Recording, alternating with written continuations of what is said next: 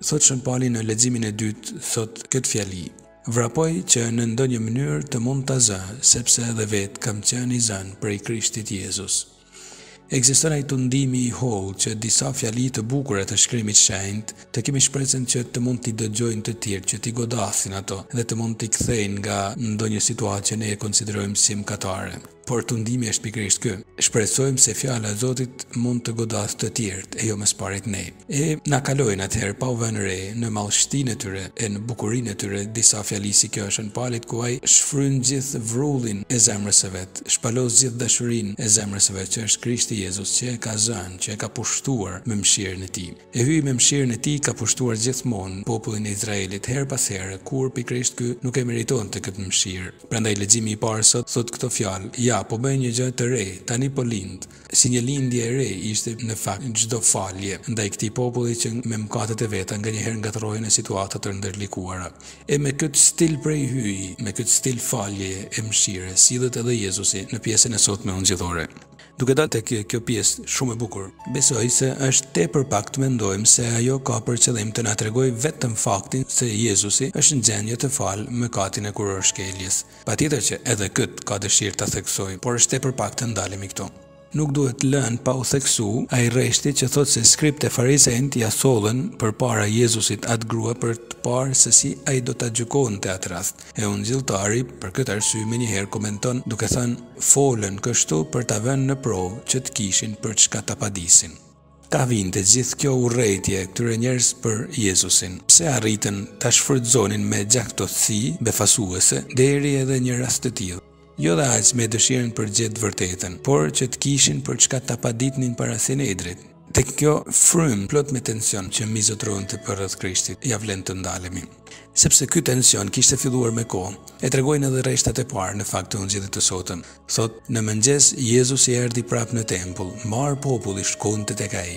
Ai ul e po i mësonte. Jezusi që mëson në tempull, që ka fituar një autoritet të jashtëzakonshëm, ndërkohë që në tempull mësonin vetëm mësuesit e ligjit e ata që mund të merrnin leje prej tyre. Kush ishte ky Galileas që vjen në Jude e ka tërhequr me mrekulli e me fjalën e tij gjithë këtë turm. Tensioni pra ishte krijuar e ishte i madh. Në fakt ishte smira që do t'i nxiste ta çonin edhe para Pilatit. Thot Shën Marku në ungjillin e tij, Pilati e dinte mirë se kryeprefektët e kishin dorëzuar tek ai prej smire. Ja pra, kjo smirë në sfond është ajo që i jep tension e dinamizëm gjithë kësaj ngjarjeje. Kësaj ngjarjeje ku është përfshirë një grua e cila është zënë në mëkatin e kurorshkeljes dhe për ta vënë në provë Jezusin e çojnë para tij për të dhënë gjykimin e tij e i thonë: mësues, kjo grua u zun ndërsa po bënte mëkatin e kurorshkeljes. Në ligj Mojsiu na urdhëroi që të kthillet të vriten me gur, po ti çka thua? Nëse Jezusi do të thonte se duhej të falej, atëherë ishte shprehur haptas kundër ligjit Mojsiut e të vinte gojën në Mojsiun donte të thoshte të dënonte veten me vdekje. Këtë gjë populli nuk do ta pranonte kurrësi. Nga ana tjetër, nëse Jezusi do të thoshte që ta vrisnin, do të shfuqizonte gjithë ato predikimet e tij rreth faljes e mëshirës, do t'i binte autoriteti vetë fjalës se t'i turmat do të largoheshin. Donin me do e mos t'i shkpusnin turmat nga Jezusi, nuk mund të aduronin gjithat rendje pas tij. Por urtisë hyjnore askush nuk mund t'i bëjë ballë. Fillimisht Jezusi përkulet dhe shkruan me gisht në dhej. Është një gjest që ka vënë punë mendjet e shumë teologëve, edhe pse nuk mund ta dim se çfarë Jezusi shkroi atë ditë në dhej. Absolutisht nuk mund ta dim. Ungjilli nuk e thot e nuk ka asnjë dhënë. Por duke u nis nga parimi që përdornin etrit e kishës, se Shkrimi i Shenjtë shpjegohet nga vetë Shkrimi i Shenjtë, diçka dhe mund ta mësojmë. Për shembull, Jeremia profet thot: o Zot, në pluhur do të shkruhen ata që nga ti largohen. Ndoshta Jezusi kishte filluar të shkruante emrat e atyre që po përgatisnin kurthin ndaj tij. I shkruan në pluhur, jo në gur. Në gur ishte shkruar e përjetësuar ligji, 10 urdhrimet, kurse emrat e mëkatarëve shkruhen në pluhur, në mënyrë që të fshihen shpejt, sapo të fryjnë ndonjë puhize lehtë pendese. Zoti menjëherë është i gatshëm të falë. Mund të jetë kjo, por mund të jetë edhe krejt e kundërta. Jezusi bën diçka sa për të kaluar kohën, sepse e shef se sa e cekt është drejtësia njerëzore dhe gati duket e kohë që të vazhdojë të hyjë në bisedë me ta. Mjafton të mendojmë një detaj sa për gjithë tjerët. Për të zbatuar ligjin deri në fund duhet të sillnin para tij jo vetëm gruan kur është shkelëse, por edhe burrin kur është shkelës. Por me sa duket ligji nuk qenë kaq i barabartë për të gjithë. Mjafton kjo për të parë sektësinë e arsyetimeve që bënin. Prandaj nuk donte të hynte as në debat me ta. Por duke qenë se ato ngulnin këmbë, u jep edhe përgjigjen. U thot: "Kush prej jush është pa mëkat, le ta qesi pari gurin e të." Një përgjigje në pamje të parë shumë e thjeshtë, por nga ana tjetër edhe shumë e thellë. Edhe vazhdon stilin e Jezusit.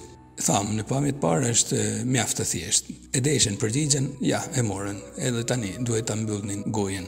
Sepse para ligjit askush nuk ishte pa mëkat, edhe kushdo që do të guxonte të pretendonte se ishte pa mëkat, do të ishte fajtor para të gjithë asaj turme. E asnjëri nuk pati guximin të hillte gurin i pari.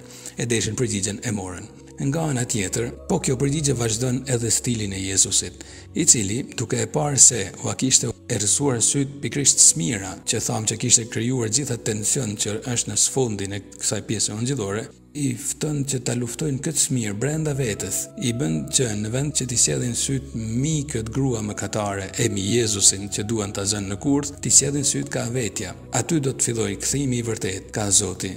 Thot, unë gjithi ata që dëgjuan përgjigjen nisen një nga një të largohen duke filluar prej më të vjetërve. Po, sepse më të vjetit kishin ma shumë mëkate. E në mes mbeti vetëm ajo grua me Jezusin. Jezusi afrohet asaj grua e ne nuk mund ta imagjinojmë se çfarë lloj ndjenjash ajo grua po përjetonte në ato çaste kur po priste vdekjen. Nuk po i vinte vdekja e unë gjithi thot Jezusi i afrohet. Jezusi që është vetë jeta i afrohet kësaj grua që po priste tham fundin e vet. I thot, grua, ku janë ata? Askush nuk të dënoi. Askush zotëri, përgjigjet gruaja. Me termin zotëri, termi cilin në beslidhjen e vjetër i rezervohej vetëm hyjit, kjo grua është interesante se si në personin e Jezusit pranon hyjin.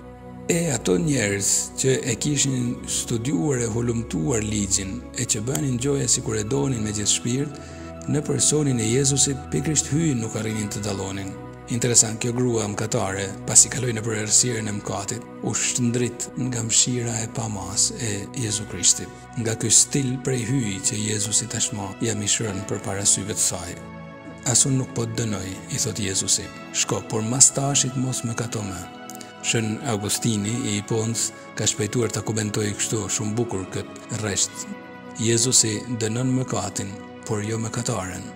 Po, sepse njeriu vlen shumë më shumë se shuma e gjitha mëkateve të tija, sepse asgjë nuk mund t'ia heqë njeriu për ngjasimin që ka me hyjin e vet, as mëkati më i madh. Zoti e arriti këtë gru në atë çast kur kjo nuk kishte më shpresë. E është e vështirë të besojmë se kjo gru do ta ketë vazhduar përsëri jetën e saj mëkatare.